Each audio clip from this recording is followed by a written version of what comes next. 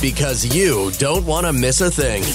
Montreal Now on CJAD 800. Welcome back. You know, the announcement this week on what's going to happen with temporary foreign students coming into this province and the fact that universities here, both English and French, are going to be affected by this and adversely affected doesn't seem to be bothering the government, because yesterday when universities met with the minister, with Jean-François Robert, she just said, no, you're not going to be exempted from this. Sorry, can't help you. But then that's followed up literally a day later by the Premier, François Legault, coming out and saying his government is prepared to use, here it comes, the notwithstanding clause yet again, this time to force doctors trained in Quebec to basically stay here for a few years. And they have not detailed, by the way, what a few years is, 2, 3, 5, 1, they haven't said. But detailed, nothing in this, to stay in Quebec because they want them to stay in the public system, not the private system. Now, we asked the question a couple of days ago when the story sort of broke, whether this was fair, what it would do, what it would mean to those who were perhaps considering studying here, and once this was to become law or the regulation, what would prevent them from picking up and leaving and going somewhere else? So that was the question then. But now that the notwithstanding clause is in the conversation, it does beg the question, can the government even do this? Frédéric Bérard is a constitutional lawyer and law professor at the University of Montreal, and he is on the line. Monsieur Bérard, thanks for being here. Thanks to you. Is that too sort of general a question to ask? Is this legal for the government to do at all? Well, actually, I think that the Premier Legault is a bit confused, like very often when he talks about Constitution, because if you take a look to the Canadian Charter of Rights, you have Section 6 that tells you that you have the liberty of circulation, which means that you can, as a Canadian citizen, go outside Quebec, living, for instance, in Manitoba, Ontario, wherever, without any kind of restriction. And this Section 6 cannot be suspended by the notwithstanding clause. This is one of the exemptions provided by the Canadian Charter of Rights, which means that you cannot invoke the notwithstanding clause to violate the liberty of circulation of Canadian citizens. So, in other words, François Legault might want to do that, but he will have absolutely no ground to do so. Well, not that he's needed ground in the past, to be perfectly honest, but if he was to do this, and let's say you're one of those people who are now faced with this situation where you want to come here, you want to study medicine, and this is now the rule, the law, whatever, you would be forced to do what? You'd be forced to sue the government or to appeal this to a Quebec Superior Court? How would it work? Well, depending on how they want to do that, but if let's say that they adopt a bill saying we invoke the notwithstanding clause for the purpose you just mentioned, then yes, one of the possibility for the students, for the doctors, for the association of doctors, or whoever, is to go in the Superior Court, trying to strike down the bill itself that invoked the notwithstanding clause for no reason. And I would say that in this particular case, that would be a very easy one, because anyone can take a look at the Canadian Charter of Rights, and anyone will realize very quickly what I just said, is that notwithstanding clause cannot be invoked for Section 6. It's written. It's black on white. Everyone knows that. My student at law school, after 2 days, they know about this. So I'm a bit surprised that the Premier of Quebec ignored that. So let me ask the question. Let's say the government is hell-bent on getting this done, right? They say there are too many people leaving the public sector in medicine to go into the private sector.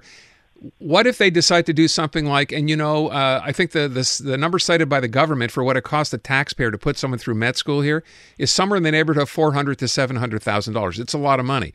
Can the government, though, should they want to, Frédéric, they could simply say, you know what, we're providing you with this education. If you want to leave here, you'll have to pay back whatever loans, bursaries, whatever you were given before you can actually practice somewhere else. Would that work?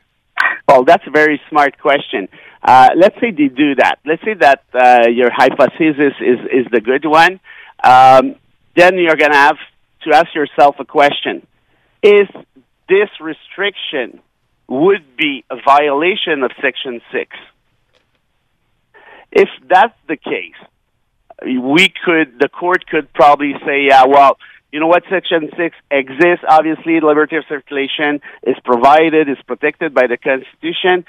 But, I mean, there is no right, there is no liberty that is absolute in Canadian constitutional law, which means that there could be some reasonable limit. Mm-hmm. So is that, is the fact that paying that kind of sum is a reasonable limit to the exercise of a limit to the violation? Probably that the answer, in my opinion, would be that yes, this could be seen as a reasonable limit, and if it's the case, that would mean that yes, there is a violation to Section 6, but this violation might be justified in a society like Canada, so there's no big deal at the end of the day.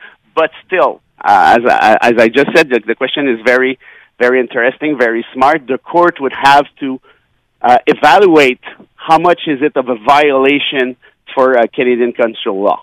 So I will ask, because when I did this question, I asked our listeners about this, what they thought about it. I looked up really quickly, and I see that there are some jurisdictions in the world, Singapore, I believe, among them, Malaysia, Thailand, where they, in fact, do exactly the same thing, where they will say to someone graduating or going to school there, you have to stay here for 2 years before you can go anywhere else. So it does exist in other jurisdictions. Does that matter?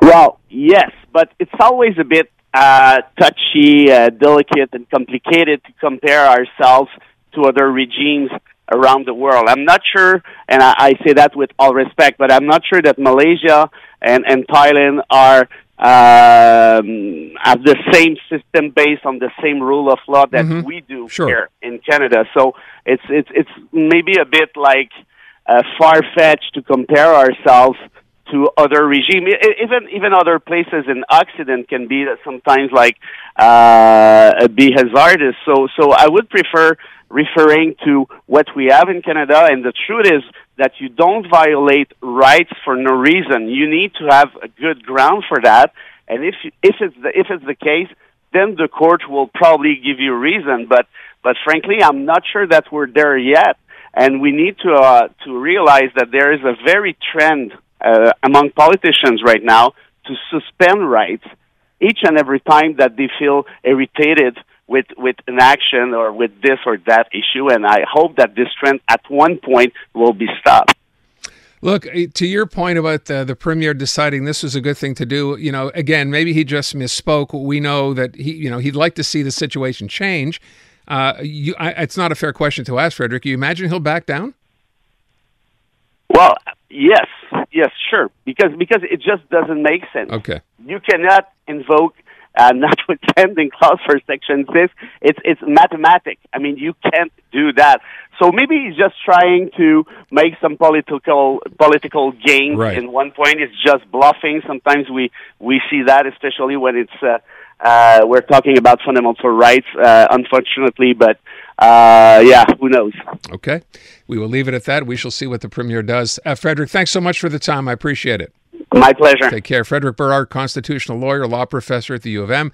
So yeah, that's the deal. Again, bringing up the notwithstanding clause in trying to keep doctors here from staying in the public system, not going private once they graduate from medical school.